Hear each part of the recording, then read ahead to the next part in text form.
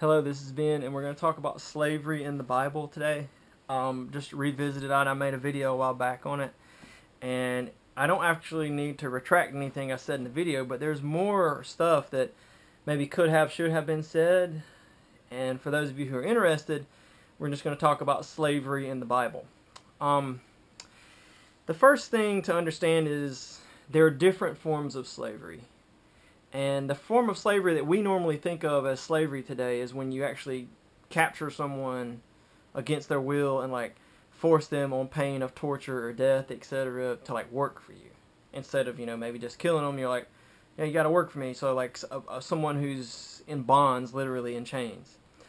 The Bible in Exodus, I believe, chapter 20, it's on my other video, but it's clear, the Bible's clear that, and it's also in Deuteronomy somewhere. It makes the point twice in the Old Testament law that if you are to capture someone, it calls it man stealing, or if you are to own someone or be in possession of someone that was captured, and then you're just continuing to hold them, you are to be put to death. In other words, if force them to work for you, or for you do that for any reason, whatever reason, if you capture a person, you're to be put to death for that. That's an important example because when we think of slavery, that's what we think of. But it's important to understand that there's other forms that slavery can take. One of the worst forms of slavery that has a way of continuing on, because people feel guilty about forcing someone to work for them. There's sort of a natural inclination to feel guilty about that, and there's sort of a natural inclination to fear a slave population. We even see this in the Bible, right? When the Old Testament Hebrews are enslaved in Egypt, they're reminded to never forget that they were forced into bondage, and it makes it clear in that text that they were forced to work for Pharaoh against their will, and the natural byproduct that they feared an uprising. An uprising was something that was feared, and it sort of happened, although it happened under the hand of God. And even with, if you're English today, your barbarian ancestors were enslaved in Rome, and Rome feared an uprising because they were racist against the barbarians. That's where the word barbarian comes from. They didn't like them, and there was a rebellion under Spartacus, and the legions were out and about defending the borders of the empire, and the actual Italian peninsula wasn't well defended, and the rebellion almost did really well and almost kind of took off. But it failed, I think largely because Spartacus couldn't get along with the other guy, and they were kind of the lead guys on it, and they split ways, and then it didn't work out for them. So when it comes to slavery in the Bible's talking about slavery, but it's talking about treatment of slaves and how to properly treat your slave. And you say, well, what do you mean? Well, the other form of slavery that the Bible talks about is something that's actually quite common, and it's always around. Poverty. Poverty is a form of slavery. In other words, it's common in the ancient world for people to owe money or to not be able to support themselves and to therefore have to work for someone. So an example would be here in America, after the Civil War, slavery was banned, and it was illegal to own, to buy, sell, trade slaves, to force someone to work for you against their will. It was against the law. But slavery actually continued, and it wasn't enforced through at the crack of a whip or through the clack of a chain. It was enforced through poverty. And so it continued. I know of farms where people had unpaid black farm hands into 1977-78. And you say, well, why did they continue to work for this person for free? In other words, basically the way things had been under slavery continued on, and you say, well, how was that enforced? How did those people not just get up and leave? Well, in some cases they did, and they were free to get up and leave, so they weren't slaves in that sense, but they were slaves because of poverty. So what were they supposed to do? They had no possessions. They didn't have any money or possessions at all. Everything they had was things that, the house, the food, whatever they had were things that were literally given to them by their landowner that they worked for. And they didn't really have a way to get out of that system. I mean, if your parents don't know how to read, speak, and be educated, then how are you going to get an education? That's the first leg up, is that your parents educate you, and then you benefit from their education. Well, your parents in this situation, their only real skill is working for, the guy that you're working for. And, like, how are you going to go get a job somewhere? You don't own a car. You don't own possessions. You don't own anything.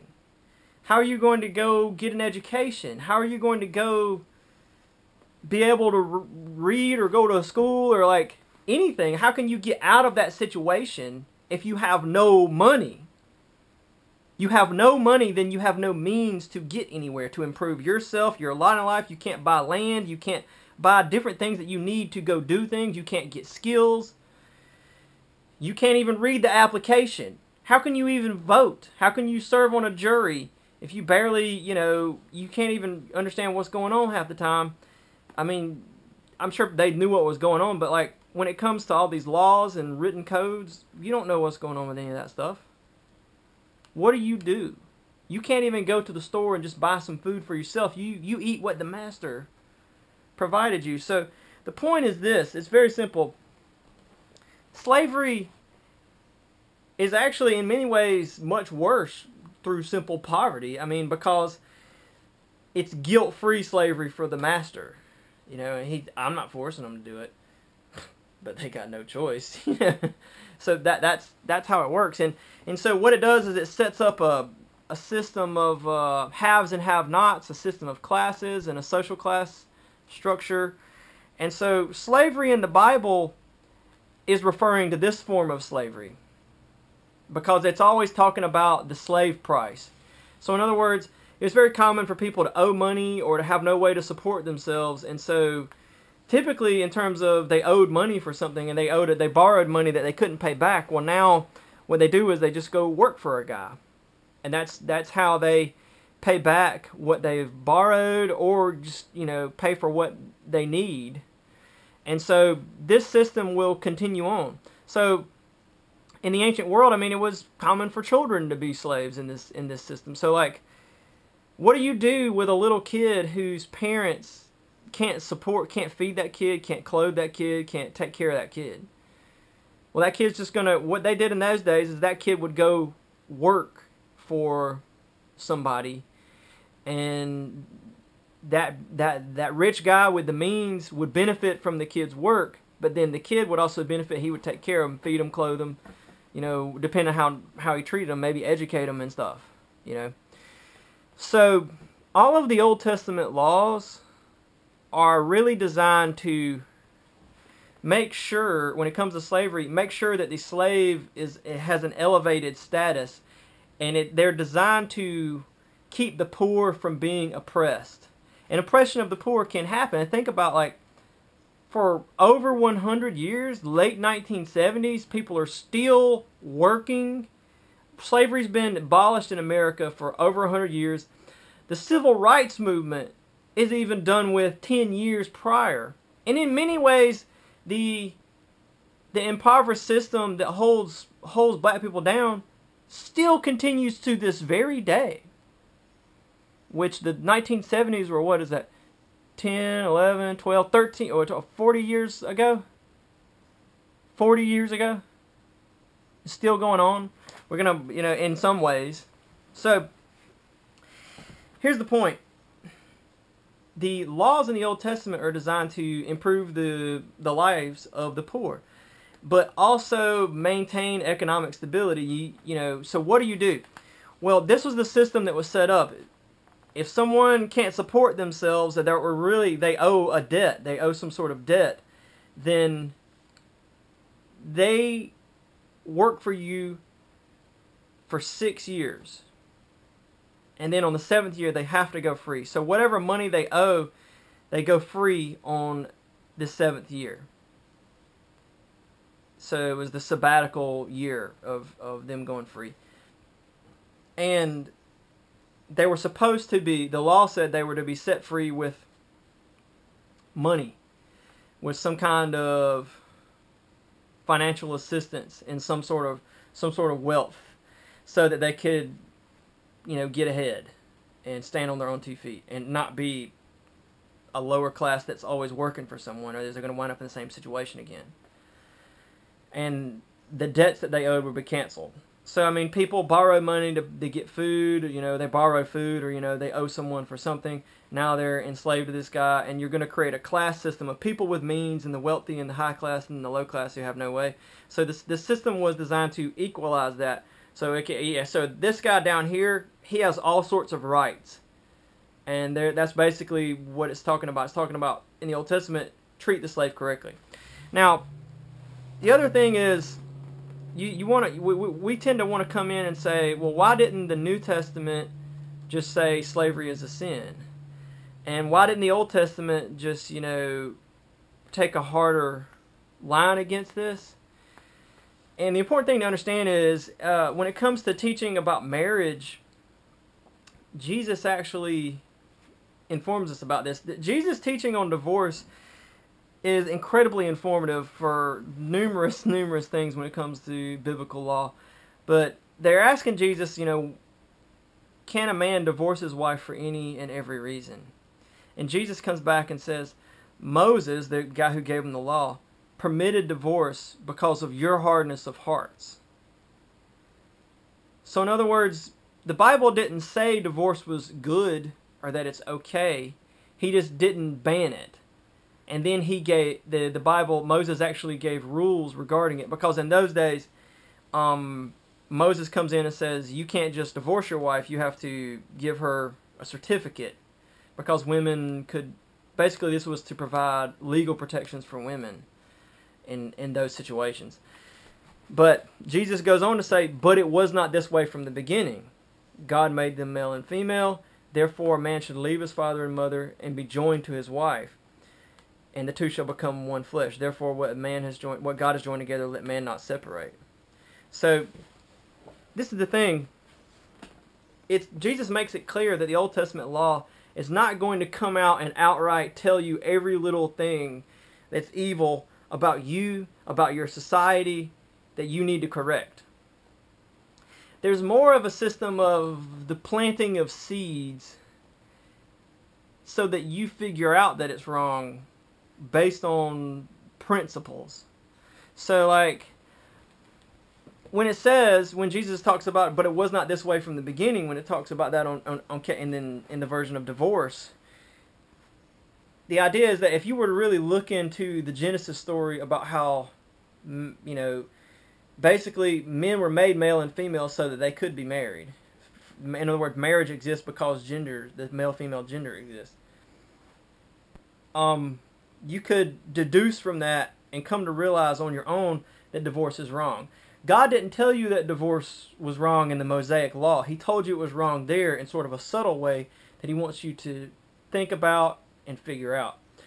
So, in other words, the Old Testament law was not catastrophic towards the system and the culture that existed, but it was corrosive in that it planted seeds that once they get in there, it's just going to change things. And then Christianity changed things even more, because in Christianity you have Paul saying things like, in Christ there is no slave, there is no free, there is no Scythian, there is no Greek, there is no Gentile, there is no barbarian, we're all alike in Christ. So the idea is that you go to church as a Christian, you don't have classes. We are not simply all created equal because we're all descendants of Adam, but now the second Adam, we have this even closer fellowship in Christ. And so this leads to eventually, about 300 years after the time of Paul, the first Christian, Gregory of Nyssa, comes out and says, he reasons for himself and figures out that slavery really doesn't even make sense. Even in this, even in the sense of owning a person. I mean, now Paul was clear. He said in 1 Timothy that slave trading is a form of theft, which is exactly what the Jewish law said. So like, there's no hint of like actually forcing someone to work for you against their will. That's not what the Bible's talking about. It's talking about slavery through poverty. and the Old Testament law has all kinds of ways to protect and help the poor, but it never comes out and tells you exactly what to do with your life. Rather, it sort of plants seeds where you can have moral development over time and grow as a culture. And eventually, Gregory of Nyssa is the one who really came out and said, you know, how much should you pay for the image of God? If someone is made in God's image, then how, you know, just think of it as a work of art. Like, how much should you charge for that? And he said, it's an abomination to think that you could set any price on that. You know what I mean? So it's a moral development, a moral improvement. This is no different from like raising kids. When you have little kids, they do all sorts of things that are really, really wrong, and you don't just shove it down their throat every little thing they need to, like, they don't grow up on day one after coming out the womb. They learn things over time. You slowly teach them how to be better. You don't just, you know, wave a magic wand and then your little kid is just, you know, the perfect being. You're not the perfect being, right? And even in terms of Christian sanctification, you don't become a Christian and then just magically you just don't sin anymore. It's a process of slowly becoming more and more like Christ. And so the Old Testament law, it never says anything that's immoral, and there's a lot of times where people try to twist it, and you know, we could look at those examples that were not for this video. Maybe we'll look at one. But the point is that the Old Testament law, and even what's talked about in the New Testament, it's more corrosive. It introduces ideas that will destroy things like slavery. So when you're Paul never said slavery is wrong. He didn't really say slavery was okay, but he said in Christ we are all equal. If you believe in equality, then eventually you'll deduce from that logically that therefore we can't have this system of the low class poor and the wealthy rich. You know, if you really believe in Christ we're all equal, that no one is better than another person. If you really believe that, then that will have catastrophic consequences over time. So, like I said, the moral teachings of the Bible are more corrosive than they are catastrophic. And so what we see throughout the Middle Ages is the gradual abolition of slavery. Eventually slavery is eliminated from the medieval world. It gets reintroduced when the medieval world begins to explore the world and in ways that humanity had never done before, and be able to go here and there and travel and come back. You know, people had traveled the world and spread all over the planet already, but the ability to go and come back was really what the Europeans developed. That was really their new thing, to discover the new world, to discover these other areas. And so this introduced them to different cultures that, you know, they saw as inferior. Because in many ways, when you come across someone who, in the Incan Empire, who like they don't even have the wheel. You know, they have an impressive empire, but they don't have the wheel. They don't have the wheel. The wheel was developed in Iraq in like 3500 BC or whatever. We know they had the wheel because we see shards of turned pottery, and the curvature of just the shard of pottery. There's no way you can make that just like guessing. Like, you have to spin it on a wheel. Like, and that's the first evidence of wheel use. I mean, when you realize that like many of these civilizations didn't have writing, or these people groups like in Africa and other places, they didn't even have writing. We don't know how they lived because they didn't have writing. And so this reintroduces racist concepts. But what destroyed those racist concepts over time was that simple idea that, you know, what Paul said, in Christ we are all equal. There is no slave, there is no free, there is no barbarian, there is no Greek, there is no Jew, there is no Gentile. All are alike in Christ. So that idea got hit back with like, oh, there's other people out there that are like, they're super not as advanced technologically and culturally as you, and they even like, you know, in many tribes in Africa, you know, they kill twins, you know, and then people took that as a sign from God, like we are more advanced than those people. Slowly over time, the abolitionist movement got started, and people said, you know what, we can't enslave these people just because we think we're better than they are. And it was even forced slavery, right? During the slave trade, especially the African slave trade, people were forced into slavery. But slowly over time, people realized that, like, we can't justify enslaving these people on the basis that, you know, we're superior to them and they will benefit from even enslavement from us because our society is so much better than theirs. And the abolition movement began and emerged from Christian principles, again, in many ways. And now, hopefully, we're at a point where we're wiping it out from the face of the earth. But ultimately, the question becomes, like, on atheism, if there is no God, then who's to say that some people aren't truly better than other people and should be telling us, the rest of us, you know, what to do? You know, even our concepts of individual rights that really flow from this idea that people have an intrinsic sacred value just because they're a human being made in God's image. Where do you get that on atheism? Like, how do you get that value? I'm not saying that atheists have no morals, but what I'm saying is they certainly don't have Christian morals that, like individual rights.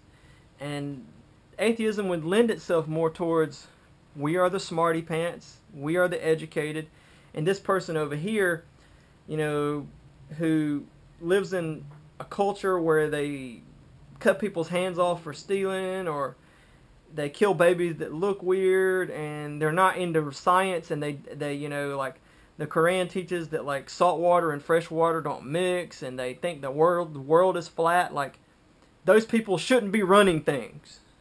They shouldn't be teaching in the schools.